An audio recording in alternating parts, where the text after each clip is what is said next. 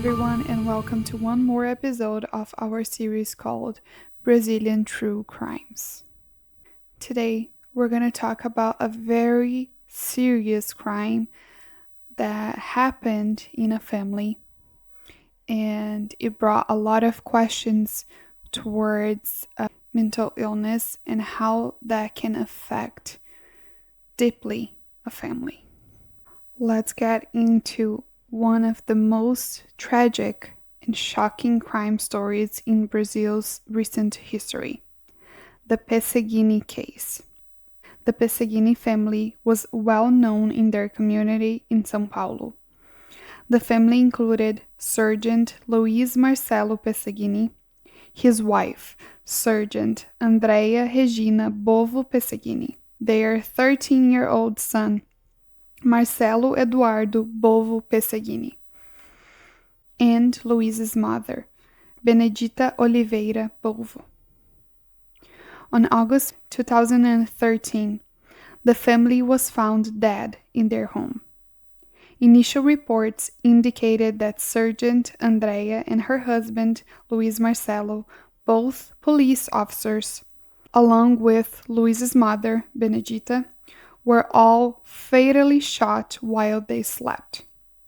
The last body discovered was that of Marcelo Eduardo, found with a gun in his hand, leading investigators to believe he had committed suicide. Investigators quickly pieced together a theory that shocked the nation. Marcelo, the 13-year-old son, was suspected of having killed his family before taking his own life. Evidence found at the scene included the murder weapon, which was registered to Marcelo's father, and a note reportedly written by Marcelo. Neighbors and friends of the family were in disbelief.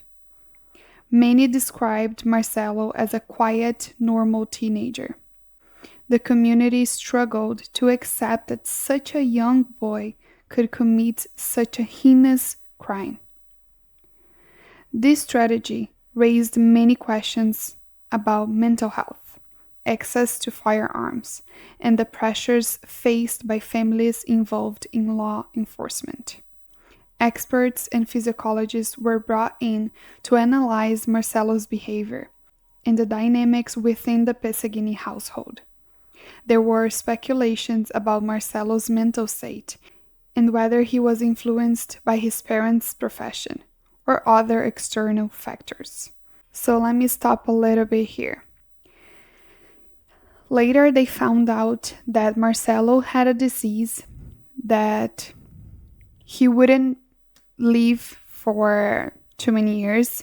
Maybe he would live an extra 5, 10 years, 15 years, but I don't think he would even get to that long.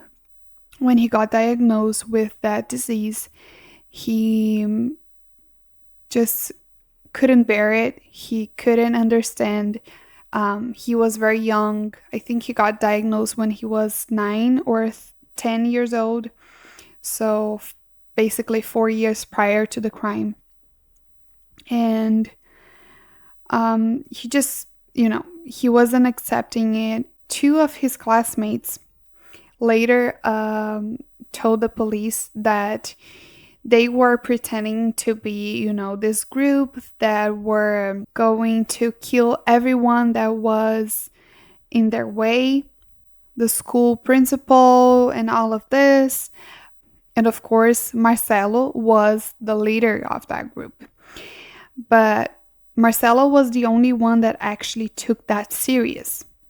And his plan was first to kill his family, and then he thought he was going to live happily ever after by himself, not by himself, with his friends, that group that we just talked about. And they were going to kill any person that would stay in their way and just get away with it. I also forgot to mention that he actually killed his grandma, his grandma's sister, his mom, and his dad. And then after that, he went to school. He drove a car. He drove his dad's car to school. There are footages that you can see him driving the car, stopping near the school. He arrived a little bit earlier. He brought his backpack, which contained, I think, a gun and a knife, and also like some toilet paper and some of his medicines that he needed to take for his disease. And, he went to school, and then he came up to that group that I just mentioned. And he was like, I just killed my whole family. Now I'm free. The next step is to kill the principal. And then we're gonna live this life. And his friends were like, what? Are you serious that you killed your whole family? Like, this was just a conversation. We weren't serious. We weren't really planning on killing anyone. And it was discussed a lot in Brazil after this crime, because he was playing a lot video games. And he played a video game that I don't remember the name right now, but I'm going to search and put here. That he wanted to be like the main guy in that video game.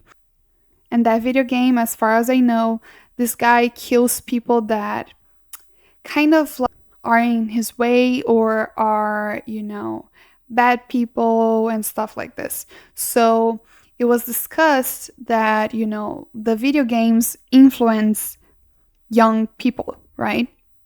Which I don't agree. I honestly think that you can play video games and not thinking about really murdering anyone.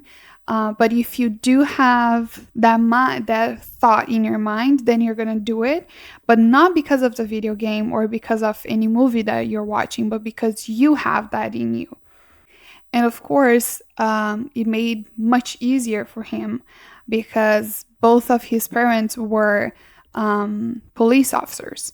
So he had an easy access to guns. He knew how to shoot, and actually he killed his father first. His father was asleep at the sofa, and he killed his father. He shot his father first, and then when he went to he hid a little bit, I think, in the kitchen. And when his mom came, because she heard the shots, she came, and then he murdered her there too.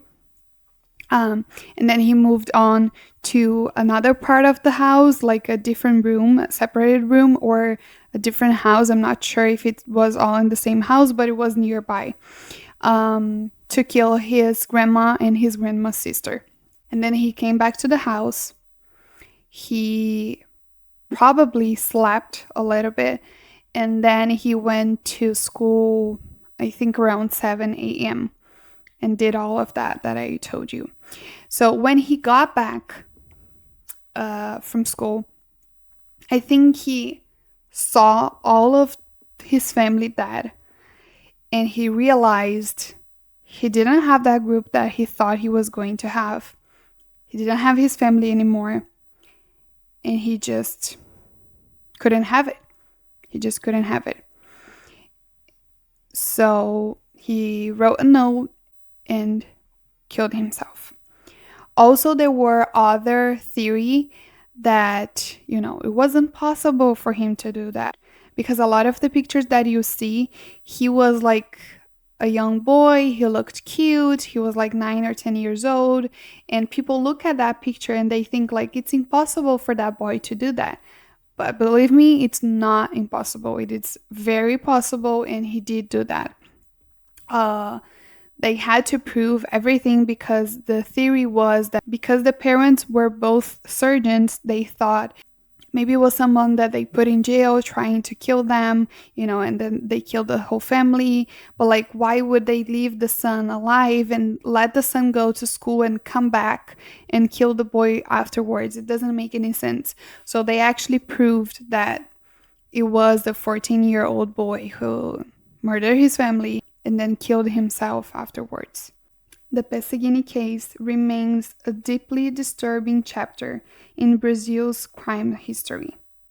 It serves as a reminder of the complexities of familial relationships and the potential hidden turmoil behind closed doors.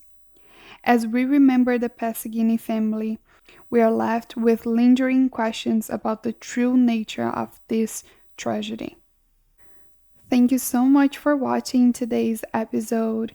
If you found this story impactful, please like and subscribe for more content.